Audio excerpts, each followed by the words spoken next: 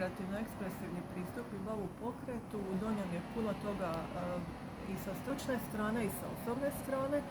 Posebno mi se svidjela atmosfera na radionicama, bilo je jako opušteno, jačalo se zajedništvo, kolegice koje su isto sudjelovale su sve bile podržavajuće, voditeljice također, i sve pohvale za voditeljice, bile su autentične, puno iskustva i puno znanja.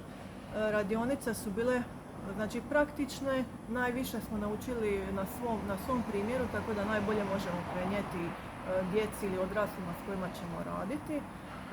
I posebno mi se svidjelo što u svom radu psihologa nisam do sad imala prilike koristiti neke kreativne tehnike, tako da mi je to baš nedostajalo, a ova radionica mi je to pružila.